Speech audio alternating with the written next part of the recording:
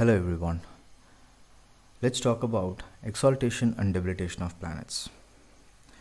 There are a lot of information available online regarding this concept, but there are some intricate details that is not usually shared.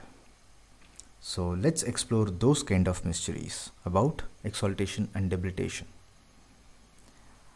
Before exploring this concept, you have to understand that there are three major celestial entities we normally use to calculate and understand time in Vedic astrology.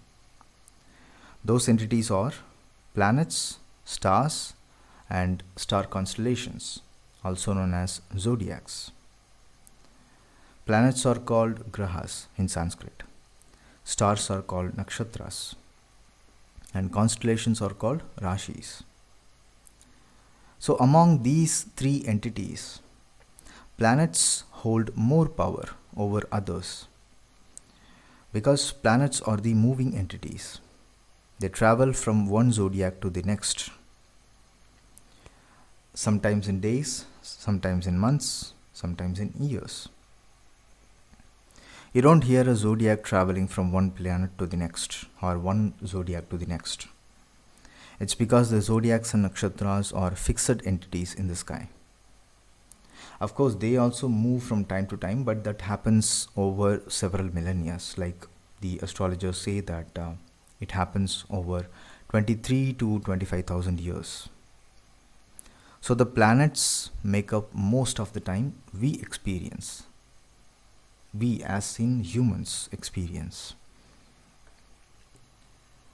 Every planet has a different quality, different characteristics. For example, the moon, the planet moon, it represents food, the basic nourishment. And that's why it is getting exalted in the natural second house of Taurus. Because second house represents food, family, where you get your basic nourishment. Since planets are the primary entities among the three entities we learned earlier, Parashara had mentioned that they also have statuses like we do, we humans do. When a planet is at its highest status or high consciousness, it's called exaltation. When a planet is at its lowest status or low consciousness, it is called debilitation.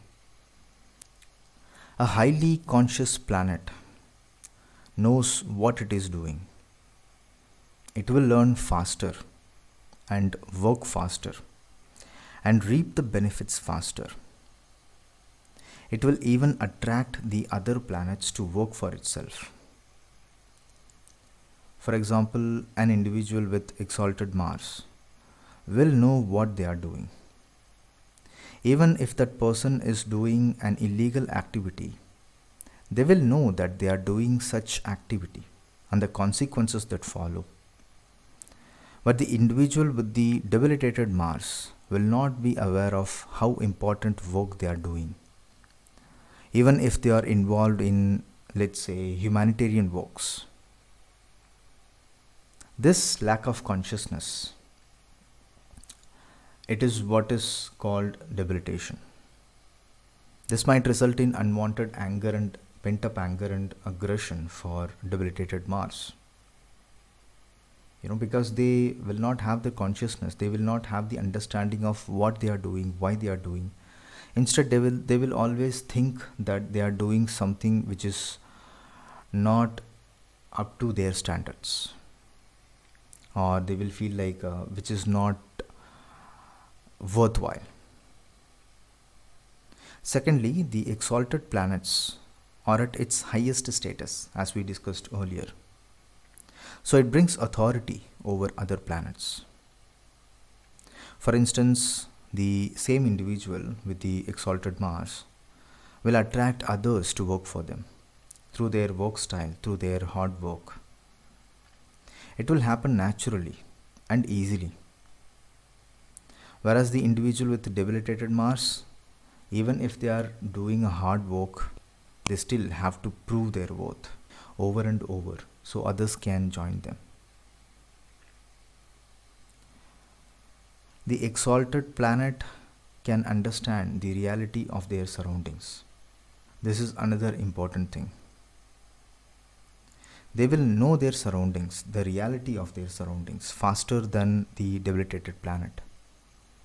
If the exalted planet individual wants to study something, they will get the resources faster and easier than the one with the debilitated planet. It is like the luck is on their side naturally. But there is a downside with the exalted planets. They get lazy. As everything happens for them naturally, they don't fight often and they don't go against the norm. Whereas the debilitated planets, they are good at fighting because that's what they do since the beginning. So they don't get lazy easily. Look, exaltation and debilitation placements of the planets are always opposite to each other. For example, Jupiter's exaltation is in Cancer and debilitation is in Capricorn. They both are directly opposite to each other. It's the same with every other planet. Sun getting exalted here, Aries, and then debilitated here. Saturn gets exalted here, debilitated here. Mars is debilitated here, exalted here. Mercury is debilitated here, exalted here. It's the same with every single planet.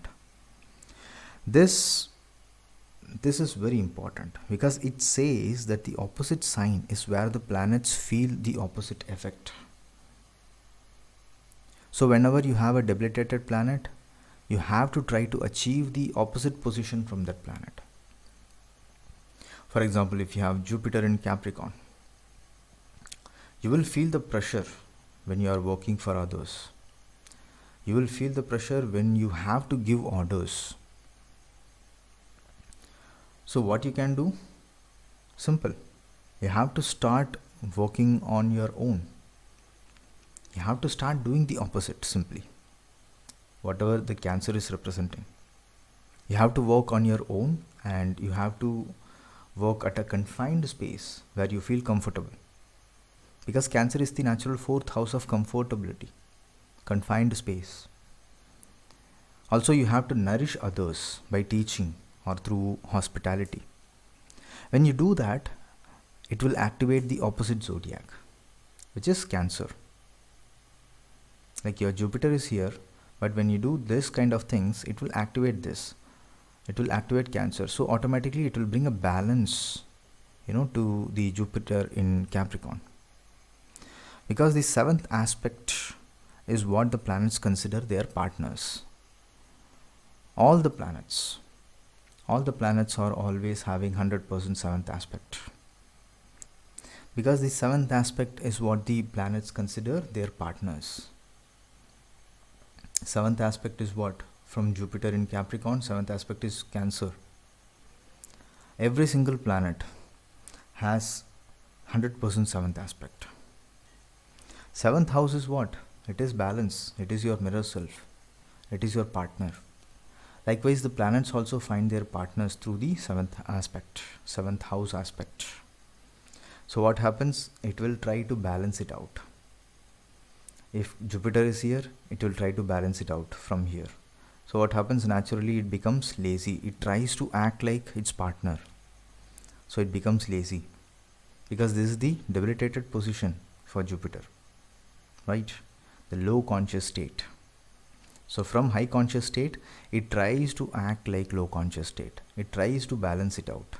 So naturally it becomes lazy. But the debilitated planet will become active over time.